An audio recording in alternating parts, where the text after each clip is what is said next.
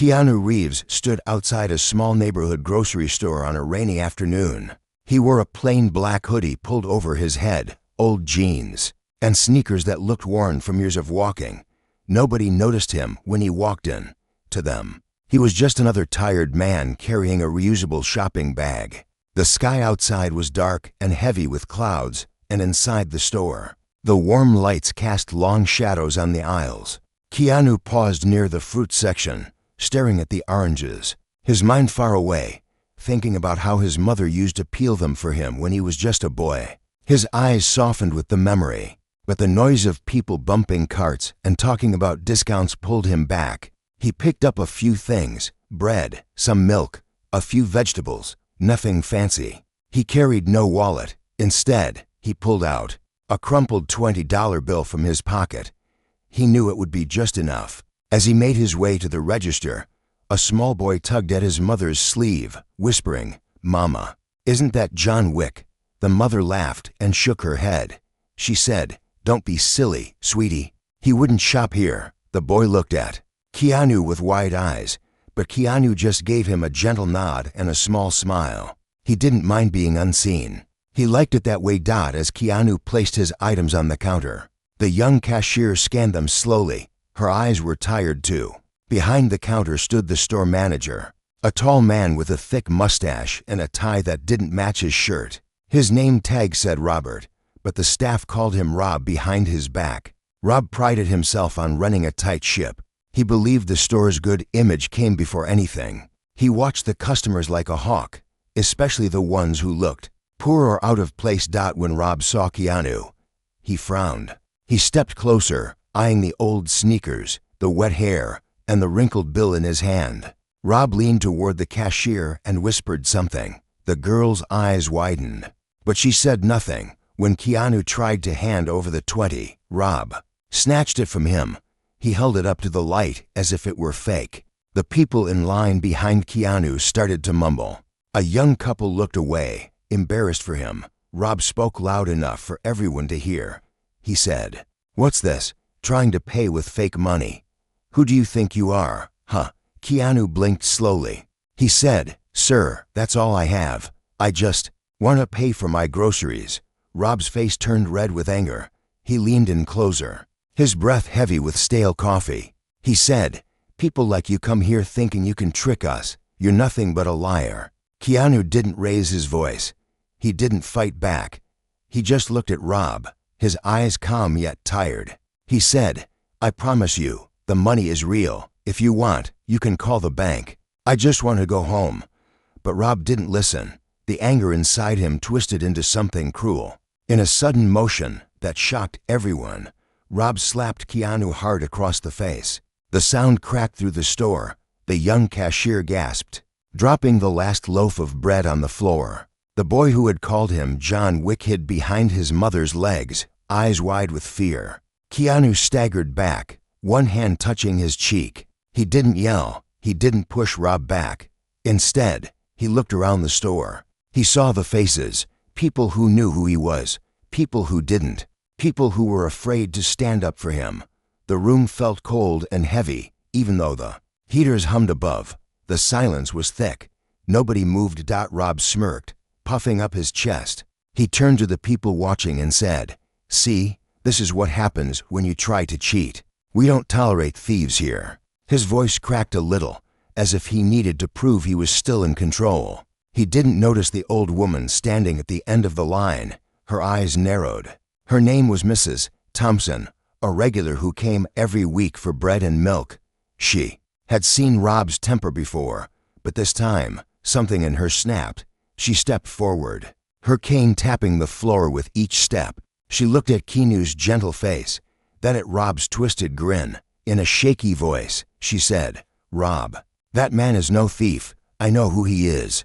And even if you don't, shame on you for treating a man like this." Rob scoffed and said, "Mind your business, old lady." But Mrs. Thompson didn't back down. She looked at the other customers and said, "How many of you will stand here and watch a good man be humiliated? Are you that afraid of this bully?" The people began to shift, their eyes darting between Rob and Keanu. Someone pulled out a phone. Another whispered, "That's really him, isn't it?" Keanu stood still, his hand still on his cheek, his eyes misty but kind. He said, "Please, it's okay. I don't want any trouble." But Mrs. Thompson shook her head. She said, "Son, sometimes trouble finds us so we can remind others what respect looks like." The store suddenly felt smaller, tighter, as the tension grew. Keanu could feel the weight of the moment pressing on his shoulders. He could have walked away. He could have called security or even the police, but he didn't. Instead, he took a deep breath and looked Rob in the eyes. He said, "I don't want anything from you. Keep the money, keep the food.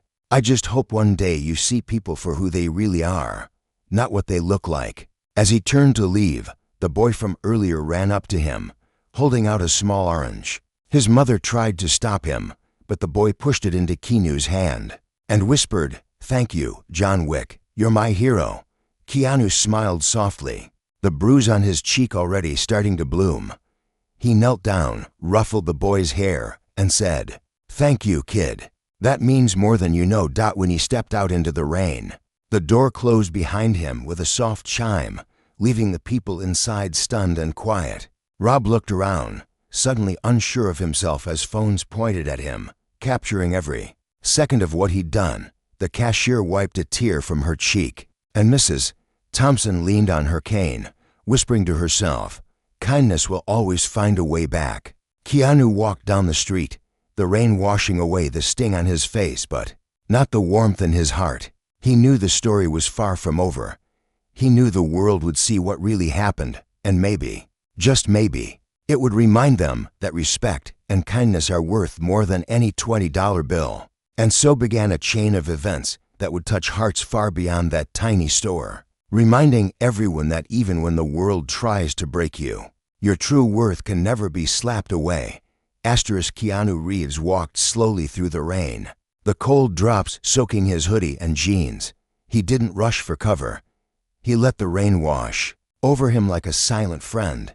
Every step he took felt heavy, not because of the slap, but because of the eyes that had watched him, the people who had stood frozen while cruelty played out in front of them. Yet, in that moment, he didn't feel anger. He felt a deep ache in his chest, a reminder of how easy it was for people to forget kindness when they were afraid. He turned into a small alley behind the store and sat on an old wooden bench. He looked at the orange the boy had given him.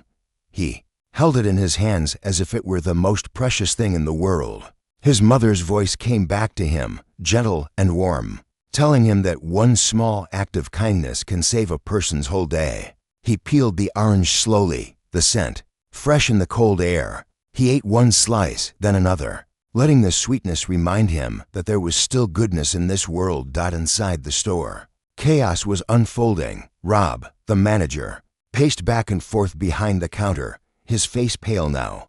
People whispered, their eyes sharp with judgment. The cashier, Emily, couldn't stop shaking. She had worked there for 2 years, seen Rob yell at teenagers and old women. But this was different.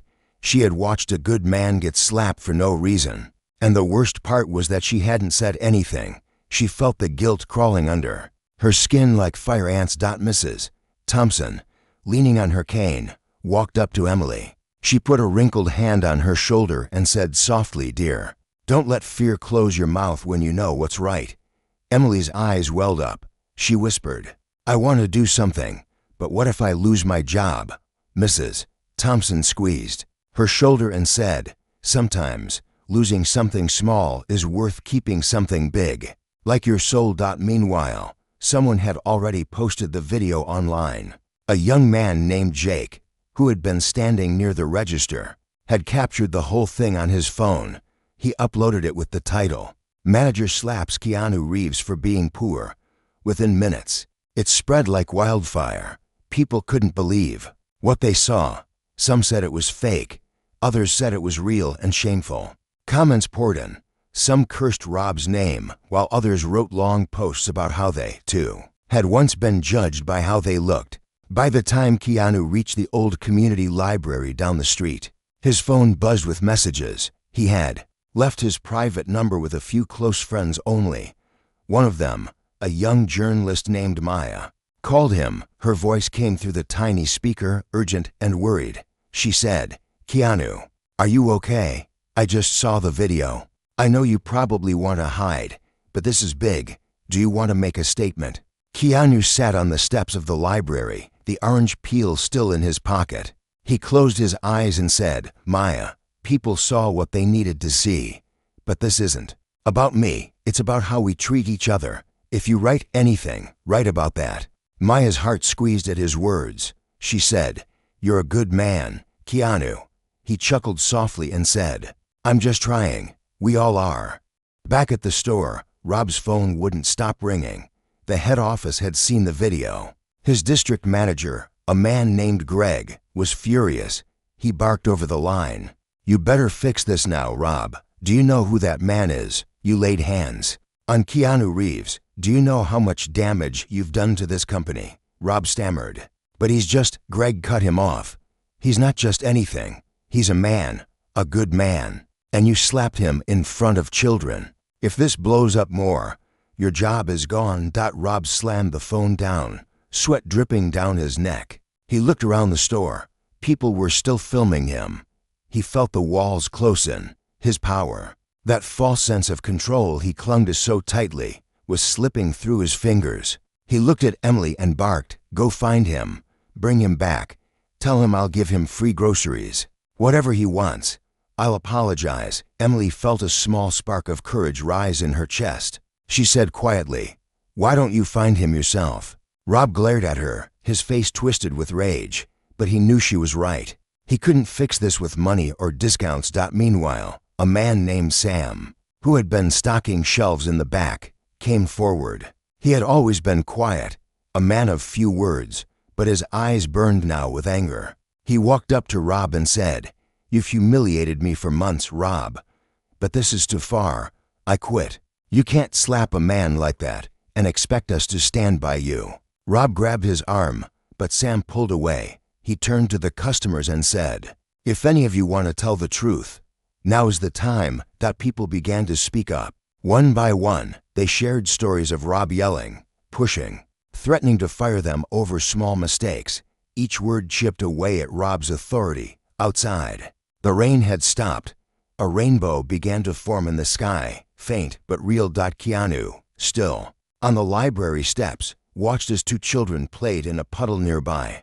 He smiled, feeling the cold bruise on his cheek remind him that even pain can have purpose. He knew he would have to face what happened, but he also knew he wouldn't face it alone. When he stood up to leave, he felt a hand on his shoulder. He turned and saw Emily, soaked from the rain, her eyes red but determined. She said, "I'm sorry. I should have said something sooner. We're all with you now." Keanu looked at her, warmth blooming in his chest despite the cold. He said, "Thank you. It's not too late to do what's right."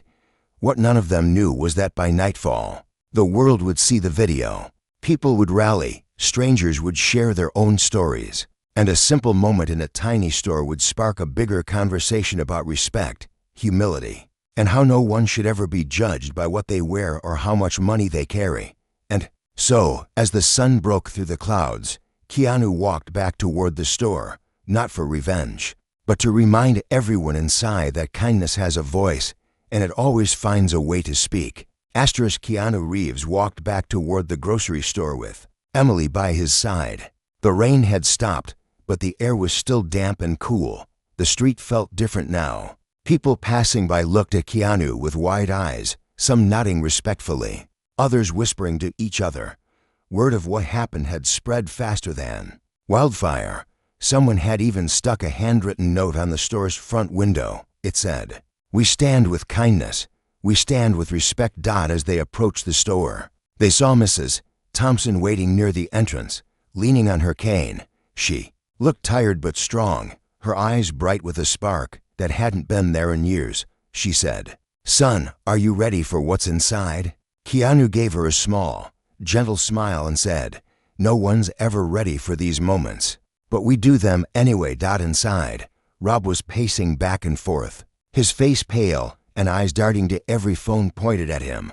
The customers were no longer just shoppers, they were witnesses now, A small army of everyday people who had found their courage. Sam, the shelf stocker who had quit, stood near the door when he saw Keanu. He opened it wider and said, "We're with you, man. You're not alone." Keanu stepped inside.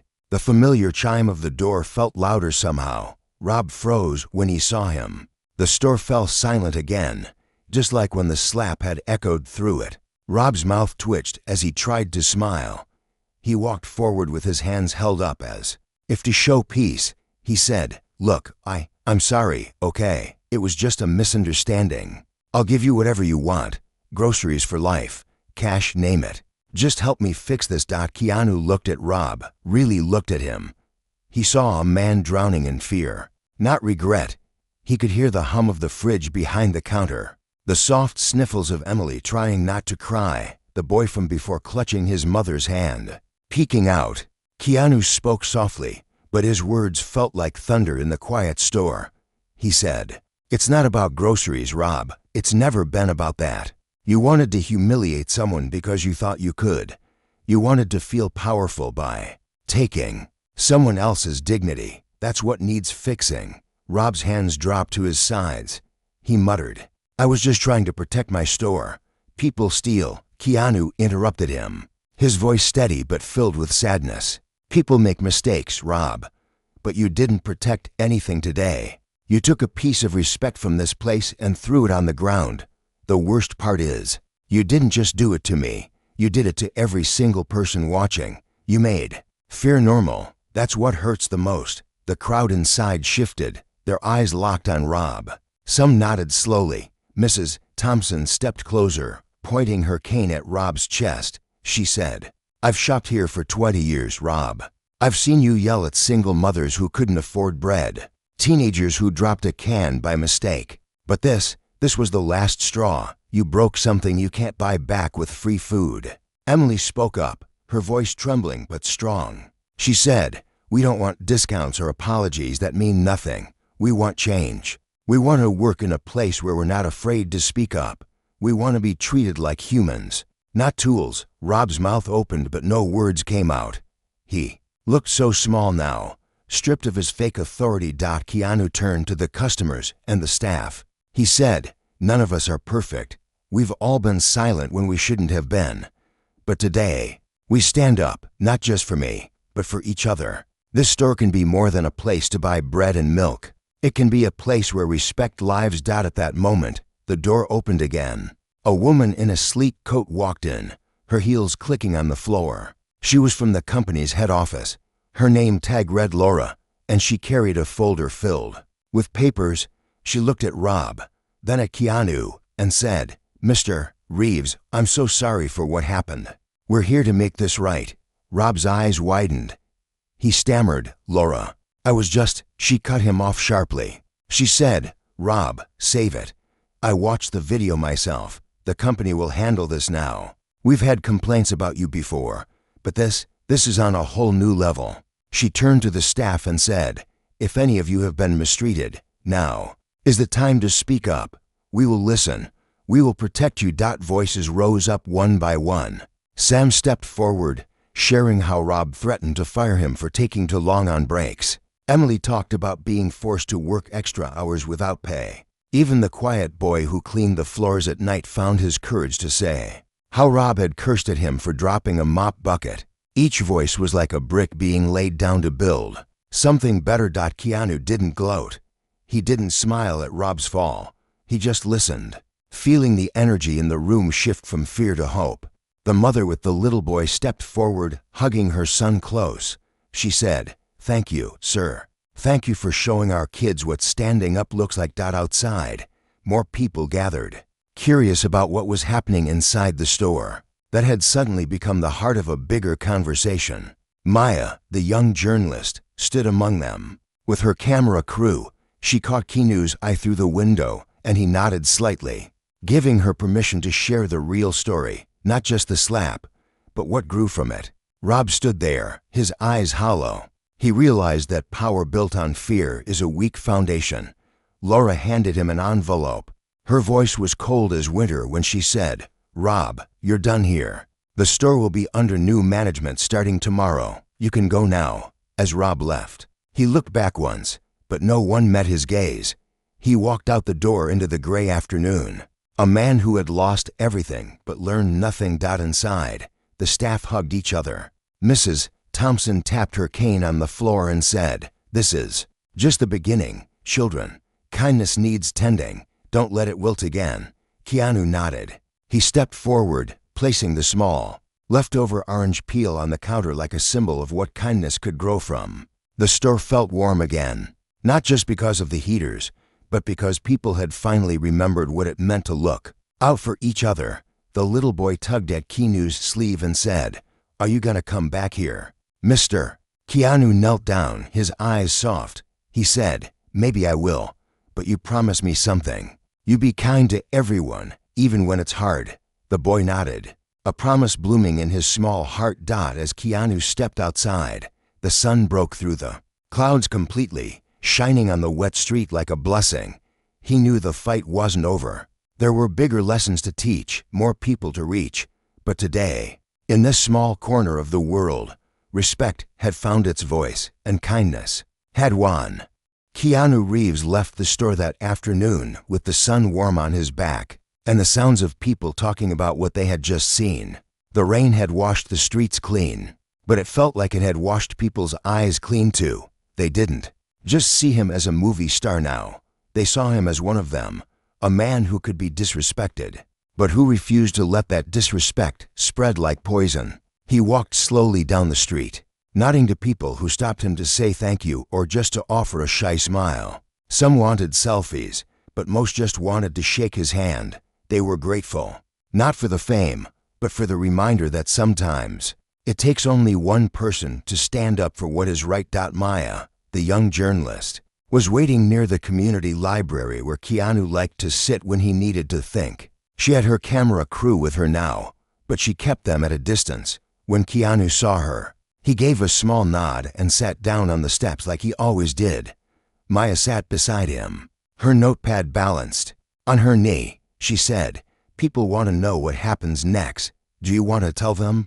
Keanu looked out at the street, the people walking by, the kids laughing as they jumped over puddles. He said, "Tell them this isn't about me. It's about what we do with what we know now. Kindness can't just be a word on a sign. It has to live in us every day." Maya wrote every word carefully. She asked him, "Do you think Rob will change?" Keanu thought about it for a moment. He said, "Maybe, maybe not. But the people who stood up today, they changed. They'll remember what it felt like to be brave together. That's what matters." His voice was soft but strong, carrying the weight of a man who knew that respect was never free. It was earned through actions, through moments when standing silent was easier, but standing up was necessary. Back at the store, things began to move quickly. Laura from the head office called an emergency meeting. Emily and Sam were invited to share ideas on how the store could rebuild trust with the community. Mrs. Thompson came too, her cane tapping on the floor as she sat at the front of the tiny break room. She said, "You don't fix something broken by painting it pretty. You fix it by pulling out the rot, one piece at a time." The staff listened. For the first time, they felt like their voices mattered. Laura announced that the store would be under new management.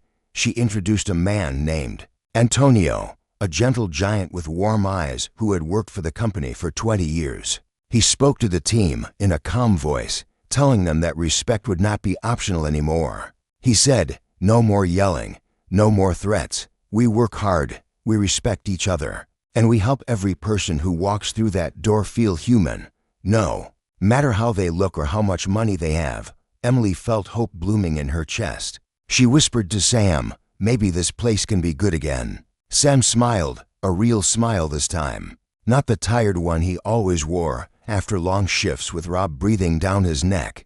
He said, "Maybe it can be better than it ever was." Outside, people began to leave sticky notes on the store's front window. Some were simple, "Be kind or respect lives here now." Others told tiny stories of times they had felt small in a place like this, and how they promised to speak up next time. The window turned into a wall of promises, a living reminder that one moment could change many hearts. Rob, meanwhile, sat alone in his tiny apartment. The phone calls had stopped. The company email had been cut off. He looked at his reflection in the dark TV screen. He wanted to feel like a victim, but every time he closed his eyes, he saw the moment his hand struck Keanu's face, the shock, the silence, the way people looked at him afterward. He didn't know yet if he would change. Sometimes losing everything is the only lesson left. But that lesson was his to learn alone. As the day turned to night, Keanu returned to his small house at the edge of the city. He liked simple places, walls filled with books, old furniture he fixed himself, and a garden in the back where he grew herbs and vegetables. He sat on his porch with a cup of tea, looking at the moon rising above the rooftops. His phone buzzed endlessly with calls from news channels, messages from strangers, invitations to talk shows. He answered none of them.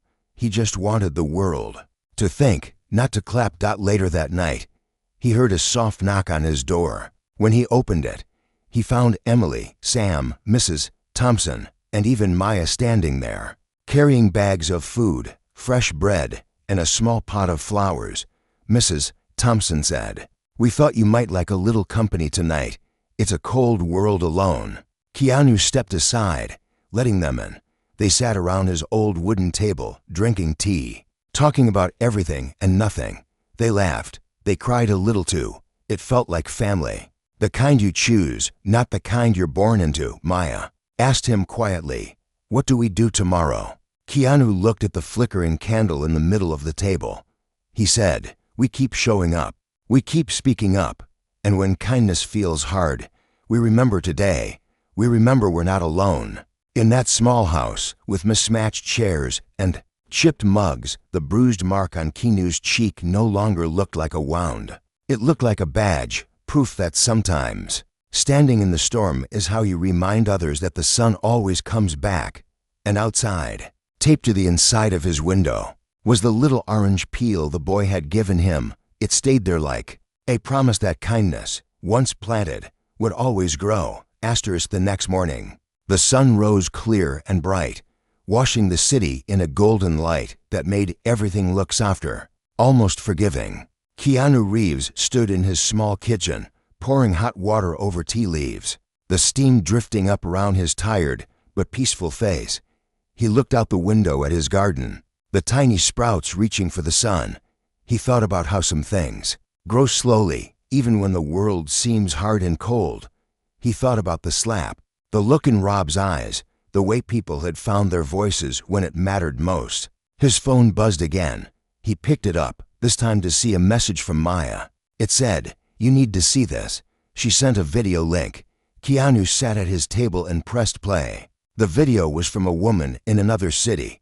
Her name was Priya. She stood in front of a small grocery store, her eyes bright, her voice shaking with hope. She said, "Last night I watched the video of what happened to Keanu Reeves.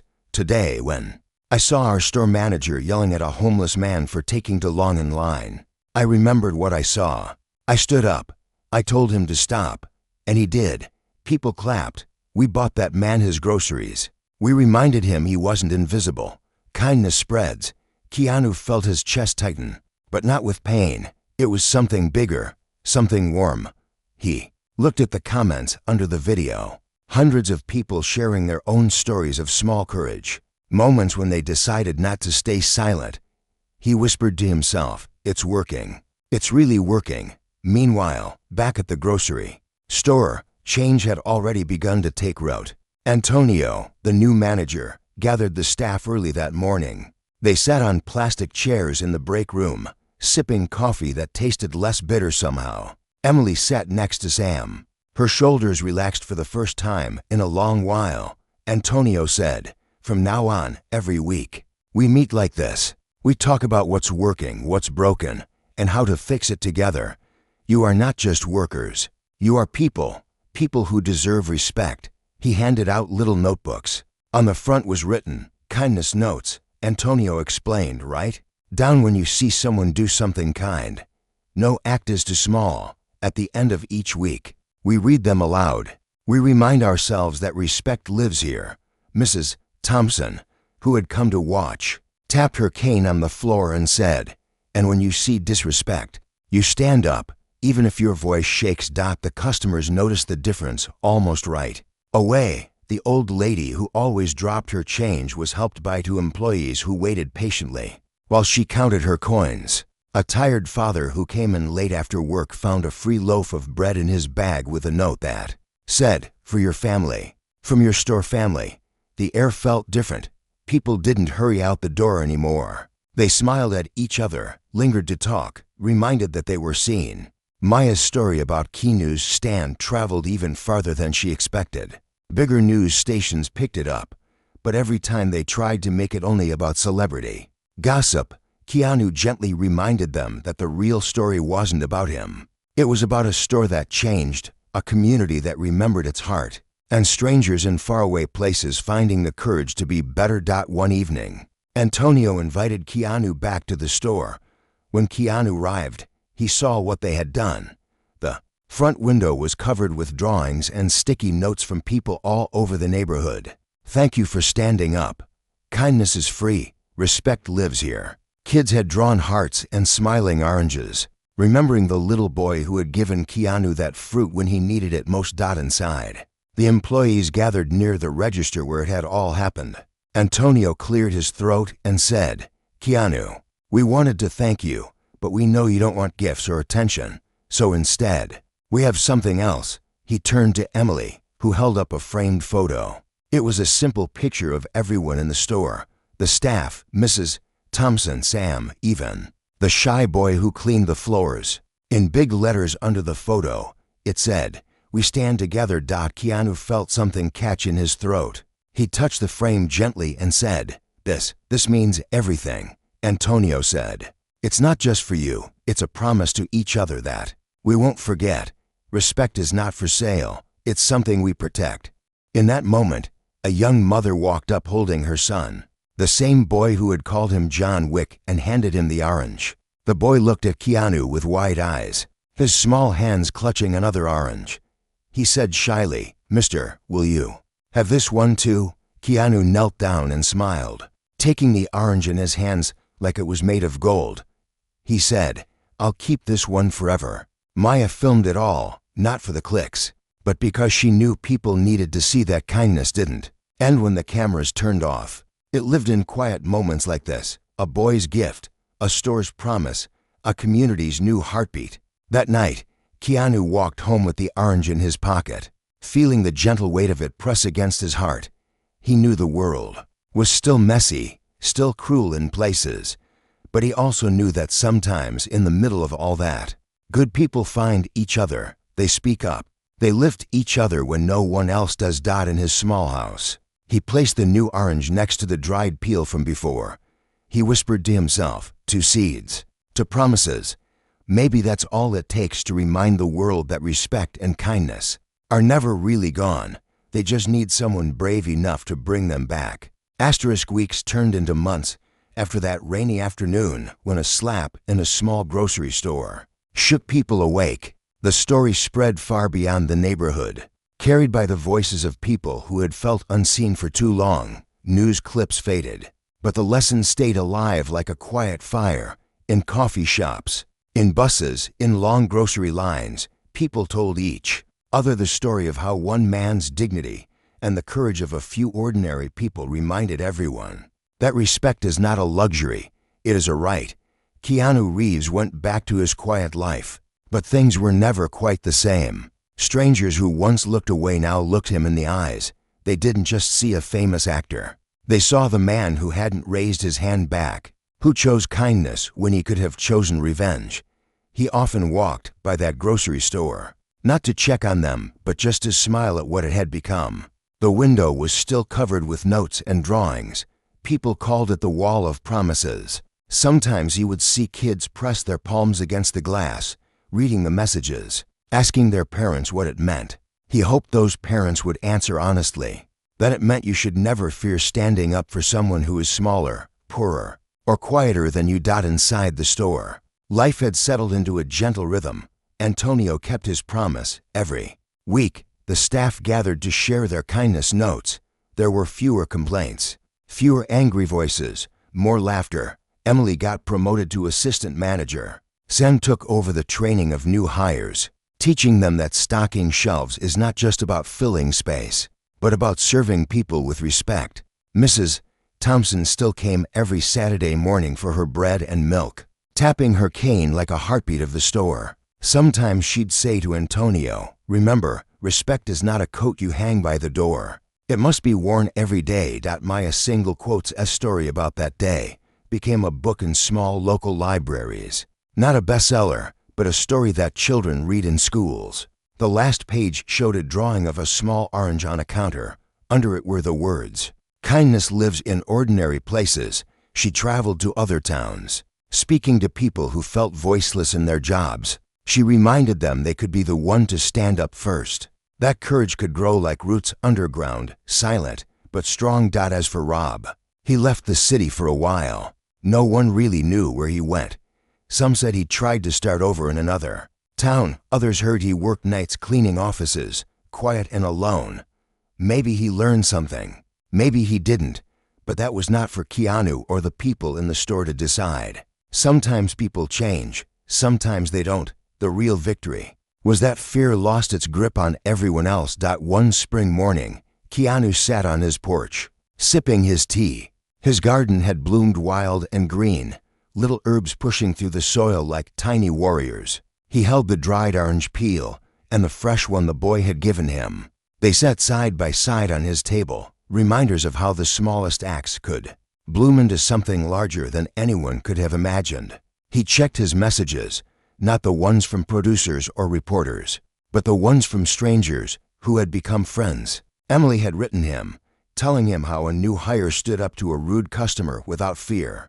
Sam sent a photo of the staff smiling together under a banner that read, "Respect lives here." Maya sent a voice note, her words full of life, saying, "It's happening, Keanu. The kindness you planted is growing everywhere." He put his phone down and watched a young boy from the neighborhood ride his bicycle up and down the street, laughing in the sunlight. That sound, the pure laughter of someone who didn't yet know how cruel the world could be, made Keanu's eyes water a little. He whispered to himself, "If all I ever do is remind people to protect that innocence, it will be enough." One evening, the boy who gave him the first orange came to visit with his mother. They brought fresh bread from the store and sat on his porch. The boy curled up at Keanu's feet.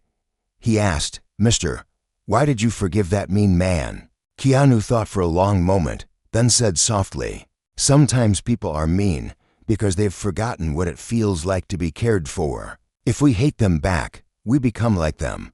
But if we stand up, we show them there is another way. Maybe they find their way back. Maybe they don't. But at least we keep our hearts kind."